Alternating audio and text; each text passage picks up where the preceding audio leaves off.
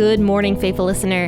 You are listening to the Bible Explained podcast, where the Bible gets explained. So grab your cup of coffee and stay tuned as we read through the book of Numbers.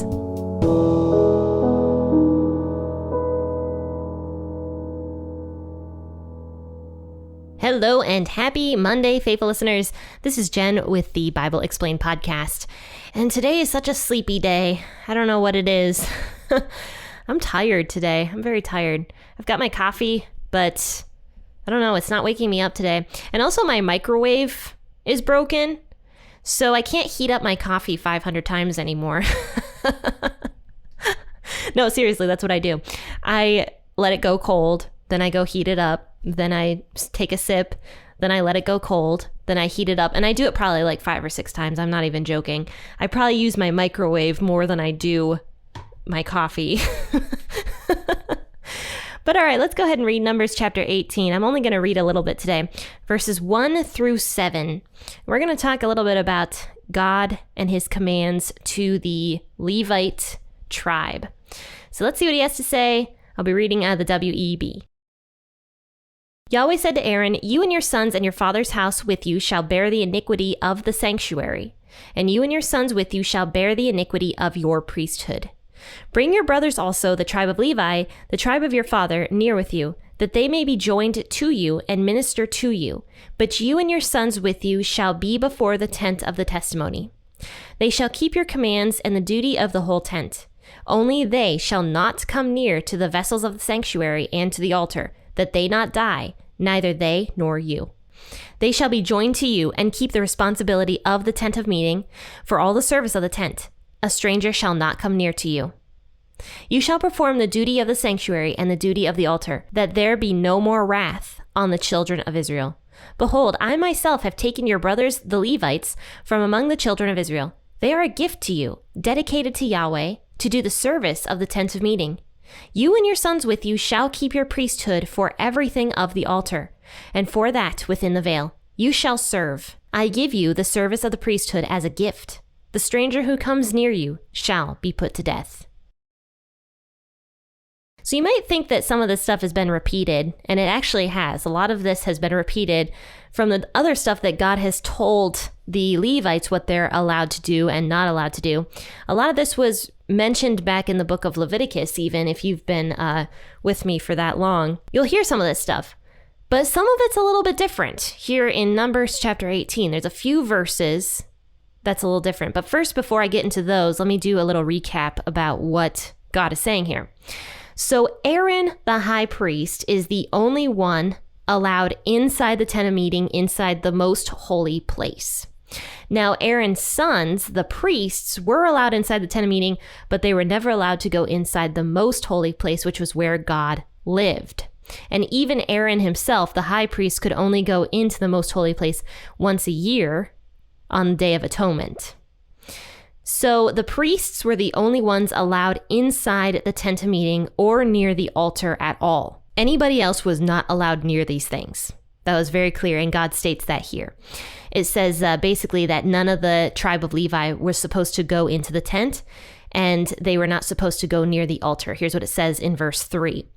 They shall not come near to the vessels of the sanctuary and to the altar, that they not die, neither they nor you. So only the high priest and the priest were allowed to go near these things.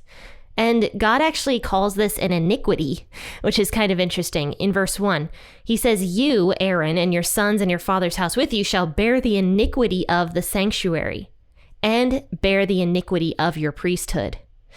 I find that so fascinating because God also calls these two things a gift down in verse 7. So they're both an iniquity and a gift. In verse 7, it says, "I give you the service of the priesthood as a gift." So it's a gift to be able to work as a priest, but it's also very hard. It's an iniquity or a vice, basically. Like it's a hard burden that these priests are going to have to go through in order to do all this. So I just find it interesting that God calls it both an iniquity, which is not typically considered to be a good word, and then also a gift. So everything that God gives us that's hard to do is worth doing. My husband told me that years and years ago And it actually stuck with me. When I was doing my job at the factory, he used to tell me, nothing that's easy is worth doing. And I was just like, whatever, Garrett, you don't know what you're talking about. But he was absolutely right, because I'm really glad I ended up sticking that job out in the long run, even though it was terrible. But yeah, I mean, everything that God gives you that is a hard thing to do is worth doing. It turns out to be a gift in the end. And that's what God was giving these priests. A gift. A hard gift, but certainly a gift, one way or the other. So yes, these priests had to make sure that everything was going well in the tabernacle. They had to make sure that the people were constantly being forgiven, were being atoned for, paid for, bought back, whatever you want to say, so that their sins would be forgiven, so that the people, this entire congregation of Israel, of millions of people, would be forgiven and not die in their sins. That was the point of the priesthood. And the high priest was supposed to be Aaron, and then his sons and his grandsons and his great-grandkids, they were all supposed to carry down the line of priest and high priest. But the one thing I want to mention here is kind of something interesting in verse 5. And this is something I've been thinking about a lot recently. And the reason I started thinking about it was actually an episode I did, I think last week, or maybe the week before, where I said that when the plague started, I think it was in Numbers chapter 15 or 16, the plague started because the people rebelled with Korah. This plague started decimating the people because they were unrepentant. They were totally rebelling against God. They were starting a riot. They might have been trying to kill Moses and Aaron, God's chosen people. And so God starts the plague. And the one thing that Aaron does to stop the plague is he takes part of the altar of forgiveness, because that's what the altar was. The altar was the source of forgiveness before Jesus came to earth, because the people would bring the animals that would take the place of the person. These animal sacrifices would be killed. The people would have to place their hands on these animals to recognize how they are literally putting their sins on an innocent thing and causing that thing to die in their place. That was the point of animal sacrifice, because in order to be forgiven of sins, death had to happen. That has been the law since Adam and Eve ate of that fruit. And God made it very clear in the Garden of Eden that if they eat of that fruit, they would surely die. They would die in their sins, or something else would have to die for them in order for them to be forgiven of their sins. That's the law of sin and death. That's what Christians call it. So this animal would die in the person's place. And on that altar, that is where that person would be forgiven. When God saw, and I guess smelled, that animal being burned, he would forgive that person of their sins. And of course, this was only temporary, because that person would go back the next day and do something again that was a sin, and then the entire process would have to be started over. So this was a temporary forgiveness of sins until, of course, Jesus came and paid for them permanently. But when Aaron takes of some of that coal off of the altar and puts it into the censer and lights it and runs into the camp with this little piece of the altar of forgiveness, God sees Aaron do that, and he stops the plague and forgives the people. And that's here what verse 5 says. You shall perform the duty of the sanctuary and the duty of the altar, that there be no more wrath on the children of Israel. Because sin is rebellion, and sin is against God. And God, because he's so just, has to punish sin.